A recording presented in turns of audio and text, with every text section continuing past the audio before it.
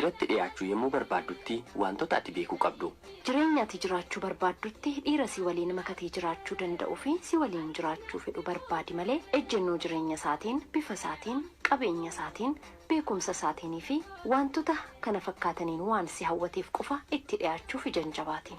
Namni ilaalcha uumamaan qabuun alatti haalonni isaa kanneen biroon dhiibbaa yeroo fi bakkaatiin kan jijjiiramuu danda'u waan ta'eef ulaagaa filannoo keetii ta'uu hin qabu. Daddafanii kufaatii miiraa kufuun yeroo baay'ee amala dubartoota adda taasisu waan ta'eef dhiira garaan kee itti na'e harkatti dafteen kufin akkaataatti dhiyaannaa keetii suuta guddifadhu. Dhiiratti kabajaan dhiyaadhu.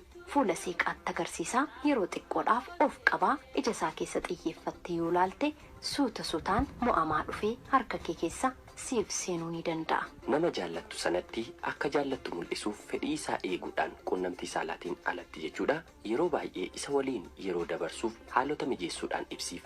Itti dhiyeenyi keessa obboleettummaa osoo hin ta'in gaa'ilaan waliin taatee jiraachuu kan barbaaddu ta'uu kee tooftaa barbaachisaa fayyadamuudhaan itti agarsiisi. Kunis kaadhimaa isaa ta'uudhaaf yeroo murteessitee eegaltee ergaa jaalala keetii dabarfachuu danda'uuf karoora kee fi miira keessa isaatii beekuudhaaf baay'ee si fayyada. Miira nama jaallachuuf eeyyamtee hawwachuu akka dandeessuuf daddaftee fedhii isaa hubachuu qabda. Kana boodas fedhii fi miira isaatiif deebii kennuu akka dandeessuuf fageenyarraa miirri jaalalaa fi fedhiin isaa akka guddatuuf haalota mijeessiif.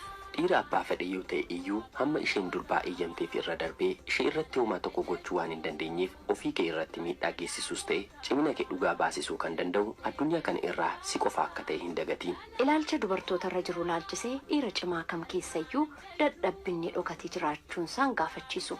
Kanaafuu dhiira tokkotti maxxanuun eeyyama kee erga ta'ee jalqabdee dadhabbina isaa duukaan bu'in. Dadhabbina isaa kanayyuu danda'uudhaan golguudhaanis keessumattuu jajuu fi ajaa'ibsiifachuudhaan wajjin jiraachuuf fedhiif dandeettii qabaachuu kee ibsiif. Kennaa kee kanattis gammadee ajaa'ibsiifachuudhaan siif booji'ama. Miidhaa naannoo jaalalaatti dhufu keessatti dhiirri dadhabaadha. Garuu seeqa durbaa yookaan ifa fuula ishee yommuu argatutti jireenya isaa kennaa godhee dhiyeessuun illee isan ga'u. Ta'us aarsaa kana baasuuf kan isa geessisu seequu kee, miidhagina gogaa kee fi qaamni kee alaan mul'atee eenyummaa kee ibsu wantoota ati ittiin boontu ta'uu hin qabu. Miidhagummaan qubaasaa dirree irratti qarshiidhaan kan gurguramu. Meeshaa gatii xiqqaa kan jijjiiramudha malee dhiira hidhee harkisee qabachuudhaaf ga'a miti. Miidhagina waliin garuu amanamummaan jaalala onnee nama haqaa ta'uu obsii fi beekumsi sabummaa ati qabdu amaloota ati ittiin beekamtu siifa ta'an. Eenyummaa kee amaloota kanaan beekamuun gargaaramuudhaan jaalala keessa keetii akka nadhii dammaa onnee qulqulluu keessaa gadisaaf yaa'uun dubbii dhugaa fi mi'aawaadhaan yeroo hundumaa miira isaa dadammaqsitee akka inni abjuu si jechuu fi si hawwu keessaa hin dammaqne gootee dhiira jaallattutti siqachuu fi ofitti butuuf yaali. Kennaa qarshii yookaan baay'ina qabeenya isaatiin booji'amtee dhiira tokkotti siqachuu yookaan jaallachuu ni dandeessa ta'a.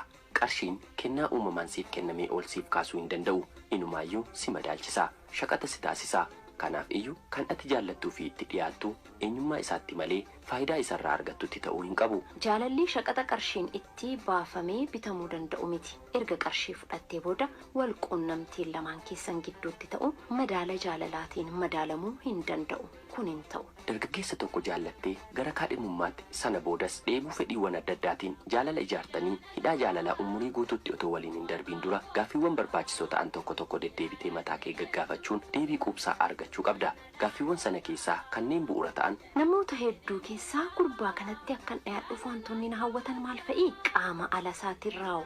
Fakkeenyaaf sadarkaa barumsa isaati, dandeettii dubbiin ni qabu, ejjennoo isaa, akkaataan uffannaa isaa, suurraaf simboo isaa, miindaan isaa, qabeenyi isaa hundumtuu eenyummaa isaa bakka bu'a. Yookiis eenyummaa isaa isa keessaa kan lolaan hin diigne. Fakkeenyaaf sirna naamusa isaa, akkaataa ilaalcha isaa, nama kabajuu isaa, gad of deebisuu isaa, haqummaa isaa. Ulaagaaleen ati ittiin isaaf booji'amte lakkoofsaan hedduu yoo ta'an iyyuu ibsa bakkee isaatii caalaatti eenyummaan isaa inni keessaa jaalalli kee milkaa'ee umurii guutuu jabaatee kan itti fufu akka ta'uuf amansiisa ga'aa siif laatu. Erga wal jaallatanii booda rakkoo miira walitti bu'insa uumuu irraa of eeggachuudhaan waqtiilee dheeraadhaaf wal jaallatanii erga turtaniin booda amala walii shaakaluu fi gad fageenyaan wal baruun walitti gammaduu fi wal bashannansiisuu waan uumuufi. Adeemsa jaalalaa irratti fakkeessaan oduu baay'ee odeessuun amala waliin hin uumamin yeroo gabaabaadhaaf uffachuun tasumaan barbaachisu. Amalli keenni dhokatee ture akka biiftuu ganamaa suuta suutaan mul'atee yeroo argamaa adeemu hiriyoota kee fi hawaasaatitti gidduu jiraattu biratti kabaja kee irratti miidhaa waan geessisuuf amalli fakkeessaa akka sirraan mul'anneef eeggannoo guddaa godhi. Eenyummaa kee dhoksuuf akkaataan dubbii ati filattu jechoota filannaan kee akkaataa uffannaa kee fi gochawwan kumaan lakkaa'aman cimina kee agarsiisuudhaan yoo mul'atan illee dhugaan jiru waqtiilee fi bakka isaanii eeggatanii bakkeetti ba'uu ni nafu. Kunis umurii hawaasaa wajjin jiraachuuf siif kenname qopummaa fi gaddaan akka ati dabarsitu si taasisa. Keessumattuu eenyummaa keessa dhokatee ture yommuu hubatu dhiirri jaallatee si fuudhuuf murteessee ture waa'ee keetiif keessa isaatii iddoon inni qabu kan nama jibbisiisu ta'a. Kanaafis amma dandeessitti eenyummaa kee innatittiin uumamte ibsa jireenya keetii haa ta'u. Eenyummaa kee isa sirrii kanaan dhiira jaallattee tokko hawwachuun dandeessu taanaan sittaafu. Addunyaan keenya yeroo hundumaa namoota injifannoo gonfatan qofa otoo hin ta'in namoota mo'amaniinis guutee kan dhiphatu akka ta'e yaadadhu. Har'a dorgommii tokko irratti kan injifatamte boor immoo dorgommii biraa irratti injifachuu akka dandeessus hin irraanfatiin. Kaadhimummaadhaaf amaloota adda addaa miidhaa isaanii waliin danda'uu qofa osoo hin ta'in fudhachuunis barbaachisaadha. Namoonni lama raawwatanii tokko ta'uu danda'an yeroo hundumaa seenaa dhalootaa keessatti amalaan muuxannoowwan naannolee adda addaatiin fedhiidhaan yaadaan amantii fi barumsaan adda ba'uun isaanii nafu. Kanaaf kaadhimummaa bu'a qabeessa ijaaruudhaaf adda addummaa jiru fudhachuu akka qabdu hubadhu. Iftoominni dubbii gaggaarii waliin dubbachuu fi wal sodaachuu dhiisuu erga wal jaallatanii boodas jaalala ijaaruudhaafis ta'e erga ijaaranii boodas walitti hidhamanii jiraachuun qabeenya keessiif haa ta'u. Bubbulee walaa garraa waliin jenne amanee walaa manee inimmaan akkaataa gargar baanee.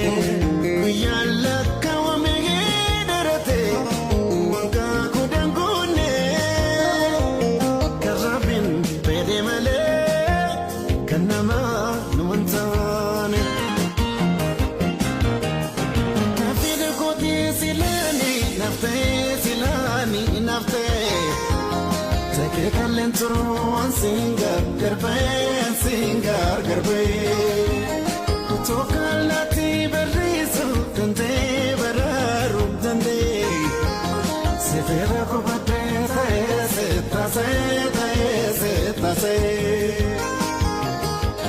kalbinti adinti waliti hidada gargar bauntanu nufone la feda nudiga la feda.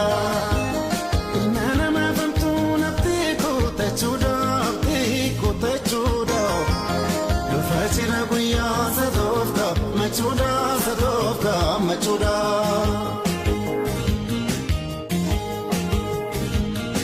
Damama Katia Ababo Kamise Hafuram Bafane Yanike Namerse Hunda Chaltice Malkayon Sefarse Fila Tantunama Akanya Bilise